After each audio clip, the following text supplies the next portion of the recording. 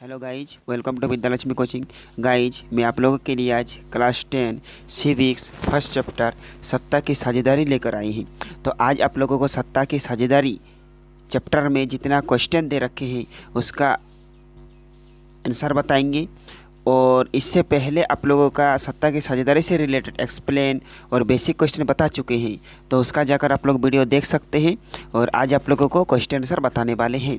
तो देखिए, first question है आप लोगों का फर्स्ट क्वेश्चन दे रखे हैं कि आधुनिक लोकतांत्रिक व्यवस्थाओं में सत्ता की साझेदारी के अलग अलग तरीके क्या है, इनमें से प्रत्येक का एक उदाहरण भी दीजिए। ओके, तो देखिए इसका आंसर होंगे कि आधुनिक लोकतांत्रिक व्यवस्थाओं में सत्ता की साझेदारी के अनेक रूप हो सकते हैं जो निम्नलिखित है। ये आप क्वेश्चन देखकर लिख लीजिएगा और उसके बाद आप लोगों को आना है और नंबर वाइज में आप लोगों को लिखना है। तो देखिए, आप लोग एक नंबर वाइज लिखना है। एक नंबर में लिखना है कि शासन के विभिन्न अंगों के बीच बंटवारा, और आप लोग डैश देकर लिखना है कि शासन के विभिन्न अंग जैसे विधायिका, कार्यपालिका और न्यायपालिका के बीच सत्ता का बंटवारा रहता है। इसमें सरकार के विभिन्न अंग एक ही स्तर पर रहकर अपनी अपनी शक्ति का प्रयोग करते हैं। इसमें कोई भी एक अंग सत्ता का असीमित प्रयोग नहीं करता, हर अंग दूसरे पर अंकुश रखता है।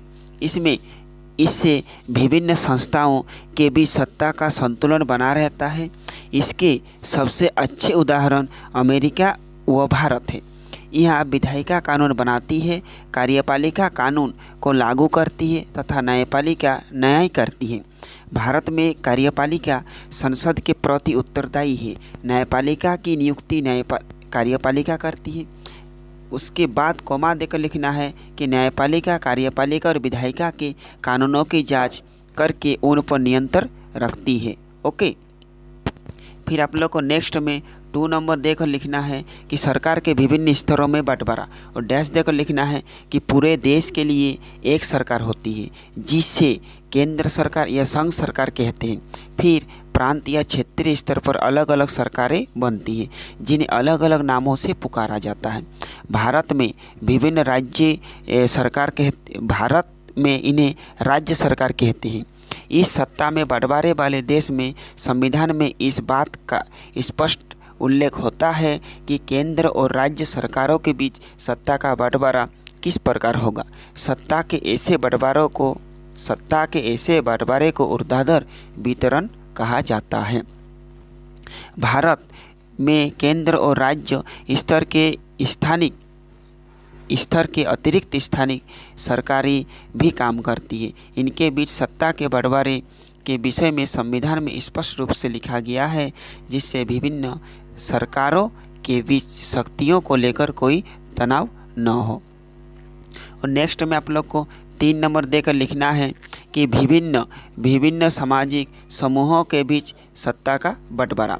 डैश देकर आप लोग को लिखना है कि कुछ देशों में संविधान में इस बात का प्रावधान है कि सामाजिक रूप से कमजोर समुदाय और महिलाओं को विधायिका और प्रशासन में हिस्सेदारी दी जाए ताकि लोग स्वयं को शासन से अलग न समझने लगे। अल्पसंख्यक समुदायों में भी इसी तरीके से सत्ता में उचित हिस्सेदारी दी जाती है। बेल्जियम में सामुदायिक सरकार इस व्यवस्था का अच्छा उदाहरण है। फिर आप लोग को 4 नंबर देकर लिखना है राजनीतिक दलों व दबाव समूहों द्वारा सत्ता का बंटवारा। फिर आप लोग को डैश देकर लिखना है कि लोकतांत्रिक व्यवस्था में सत्ता बारी बारी से अलग अलग विचारधारा और सामाजिक समूहों वाले पार्टियों के हाथ आती जाती रहती है। लोकतंत्र में हम व्यापारी, उद्योगपति, किसान और औद्योगिक मजदूर जैसे कई संगठित हित समूहों में भी सक्रिय देखते हैं। सरकार की विभिन्न समितियों में सीधी भागीदारी करने या नीतियों पर अपने सदस्य वर्ग के लाभ के लिए दबाव बनाकर ये समूह भी सत्ता में भागीदारी करते हैं। अमेरिका इसका अच्छा उदाहरण है। यहाँ 2 राजनीतिक दल प्रमुख हैं जो चुनाव लड़कर सत्ता प्राप्त करना चाहते तथा दबाव समूह चुनावों के समय व चुनाव जीतने के बाद राजनीतिक दलों की आर्थिक मदद करके सार्वजनिक नीतियों को प्रभावित करके सत्ता में भागीदारी निभाते हैं। ओके, ये आप लोग का 1 नंबर का क्वेश्चन समाप्त हो गया। फिर हम लोग बढ़ते हैं क्वेश्चन नंबर 2 की ओर। ओके, तो देखिए 2 नंबर आप लोग को क्वेश्चन दे रखे हैं कि भारतीय संदर्भों में सत्ता की हिस्सेदारी का एक उदाहरण देते हुए इसका एक युक्तिपरक और एक नैतिक कारण बताइए। ओके, तो देखिए आप लोग को ये वाला क्वेश्चन देखकर लिख लेना है कि भारत में सत्ता का बंटवारा सरकार के विभिन्न स्तरों के बीच हुआ है, जैसे केंद्र सरकार, राज्य सरकार और स्थानीय सरकार। ओके, तो इसका 2 ठो कारण आप लोग को लेना है। तो हम लोग फर्स्ट ले लिया है युक्तिपरक कारण। ओके, और आप लोग डैश देकर लिखना है कि भारत एक घनी आबादी वाला देश है। पूरे देश के लिए एक ही सरकार के द्वारा कानून बनाना, शांति तथा व्यवस्था बनाना संभव नहीं है, इसलिए सरकार को विभिन्न स्तरों में बांट दिया गया है और उनके बीच कार्यों का बंटवारा संविधान में लिखित रूप से कर दिया गया है, जिससे ये सरकार बिना झगड़े देश के लोगों के हितों को ध्यान में रखकर शासन कर सके।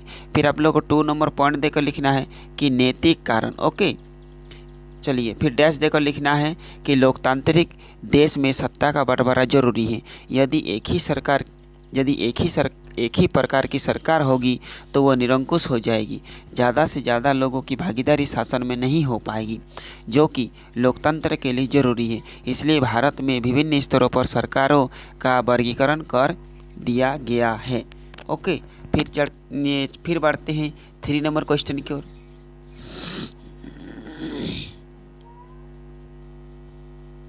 देखिए 3 नंबर क्वेश्चन दे रखे हैं कि इस अध्याय को पढ़ने के बाद 3 छात्रों ने अलग अलग निष्कर्ष निकाले हैं। ठीक है, तो आप इनमें से किससे सहमत हैं और क्यों?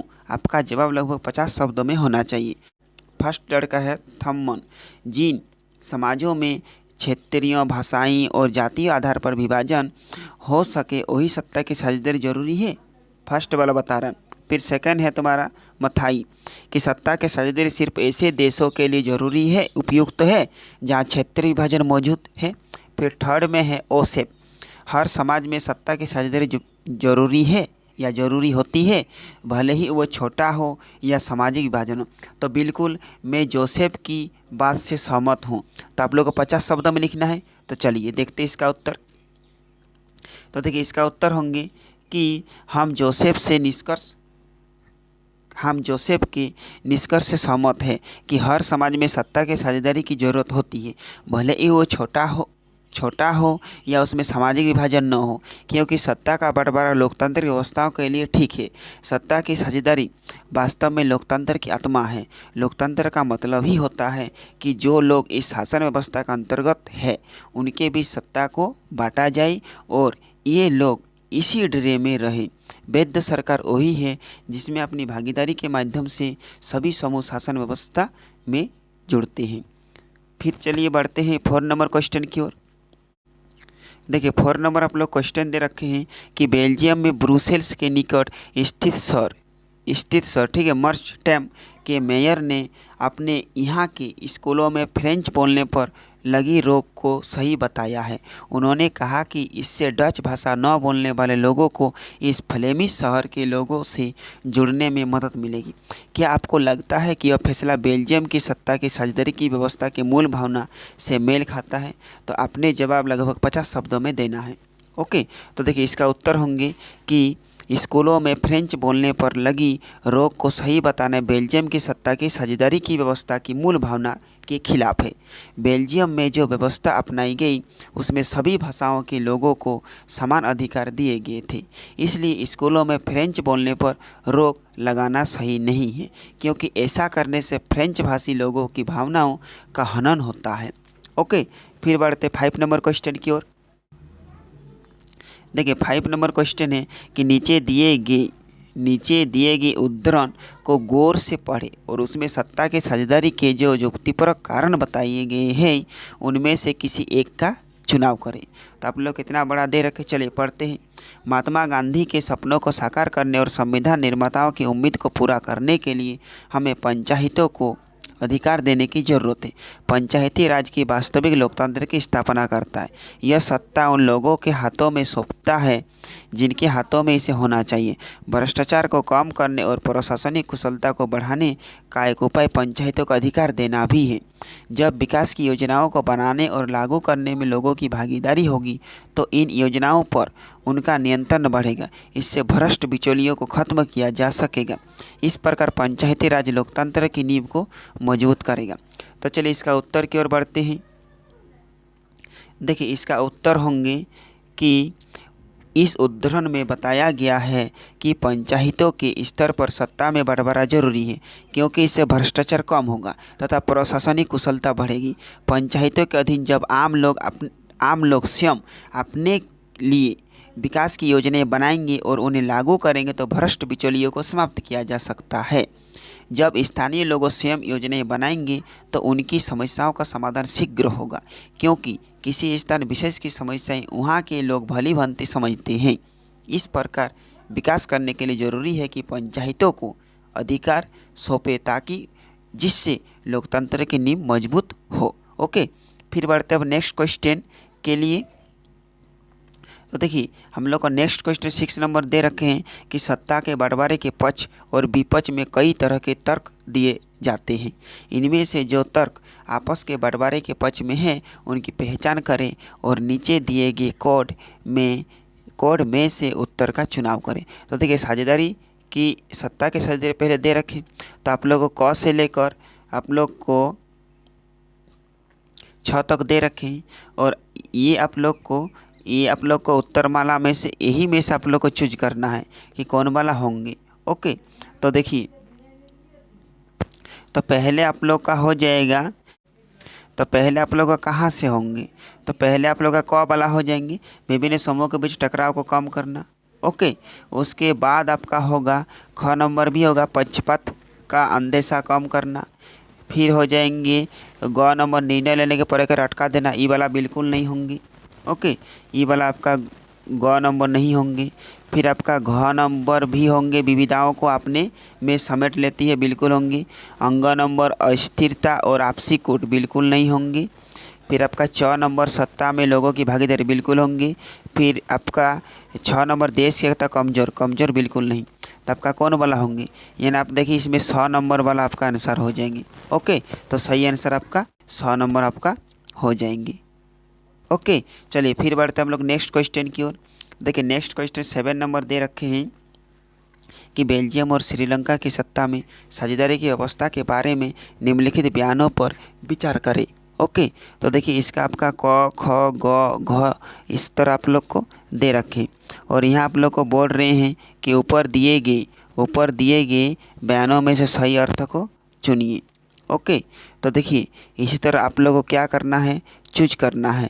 आप लोग को 4 गो में से जो वाला सही होंगे, देखिए जैसे दे रखे हैं सा नंबर में दे रखे क ख ग और घ, फिर रे में दे रखा क ख और घ, फिर आपका गा में दे रखे हैं ग और घ, फिर माँ में दे रखे हैं क ए ख ग और घ। ओके, तो चलिए हम लोग चूज करते। फर्स्ट वाला पढ़कर दिखाते हैं कि क नंबर आप लोग को दे रखे हैं कि बेल्जियम में डच भाषी बहुसंख्यकों की ने फ्रेंच भाषी अल्पसंख्यकों पर अपना प्रभुत्व जमाने का प्रयास किया है।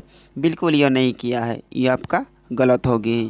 फिर ख नंबर बोला सरकार की नीतियों ने सिंगली भाषी बहुसंख्यकों का प्रभुत्व बनाए रखने का प्रयास किया है। बिल्कुल किया है। फिर ग नंबर दे रखे अपनी संस्कृति और भाषा को बचाने तथा शिक्षा तथा रोजगार में समानता के अवसर के लिए श्रीलंका के तमिलों ने सत्ता को संघीय ढांचों पर बांधने की मांग किए हैं, तो ये बिल्कुल किए हैं। आपका घ नंबर भी सही हो जाएंगे। फिर नेक्स्ट देखते हैं कि बेल्जियम में एकात्मक सरकार की जगह संघीय शासन व्यवस्था लाकर मुल्क और भाषा के आधार पर टूटने से बचा सकता है, यानी आपका आंसर होंगे क नहीं होंगे, ख होंगे, ग होंगे और घ भी होंगे। ओके, तो कौन वाला होगा, तो आपका म वाला हो जाएगा। सही उत्तर आपका म। ओके, तो चलिए फिर नेक्स्ट क्वेश्चन की ओर हम लोग बढ़ते हैं। देखिए नेक्स्ट क्वेश्चन आप लोग को मिलान करना है। ओके, आप लोग को मिलान करना है। तो चलिए एक नंबर फर्स्ट दे रखें कि सरकार के विभिन्न अंगों के बीच सत्ता का बंटवारा करना। तो सत्ता का बंटवारा मतलब क्या, तो अधिकारों का वितरण। ओके, तो आपका क एक का हो जाएगा, ख हो जाएगा। फिर 2 नंबर में है कि विभिन्न स्तर की सरकारों के बीच सरकारों का बंटवारा। तो सरकारों का बंटवारा यानी संघीय सरकार, यानी आपका 2 का हो जाएगा घ। फिर 3 नंबर में है कि विभिन्न सामाजिक समूहों के बीच सत्ता की साझेदारी, तो आपका सत्ता की साझेदारी यानी सामुदायिक सरकार, यानी 3 का हो जाएगा आपका क। फिर 4 नंबर है 2 या अधिक दलों के बीच सत्ता की साझेदारी, तो आपका गठबंधन सरकार हो जाएगा, यानी 4 का हो जाएगा आपका ग। ओके, चलिए फिर बढ़ते हैं हम लोग नेक्स्ट क्वेश्चन की ओर। देखिए आपका नेक्स्ट क्वेश्चन में है 9 नंबर में कि सत्ता के साझेदारी के बारे में निम्नलिखित 2 बयानों पर गौर करें और नीचे दिए गए कोड के आधार पर जवाब दें। तो अ नंबर आप लोग को दे रखे हैं कि सत्ता के साझेदारी लोकतंत्र के लिए लाभकर है। फिर आपको ब नंबर में दे रखे हैं इससे सामाजिक समूहों में टकराव का अधिश घटता है, तो बढ़ रहा है। फिर यहाँ पर दे रखे हैं कि इन बयानों में से कौन सही है और कौन गलत है, आप लोग को दे रखे हैं। ओके, तो चलिए हम लोग देखते हैं। बोल रहा अ सही है लेकिन ब गलत है ना, अ सही है लेकिन ब गलत है, तो ई वाला अ और ई तो नहीं होंगे। फिर बोल रहा है अ और ब दोनों सही है और वो बिल्कुल दोनों सही है, तो आपका ख नंबर ही आंसर हो जाएंगे। ओके, यहीं पर आपका चैप्टर समाप्त होते हैं। आई होप आपको अच्छे लगे होंगे और आपसे इससे आपको सीखे भी होंगे। फिर मिलेंगे नेक्स्ट वीडियो में, तब तक बाय।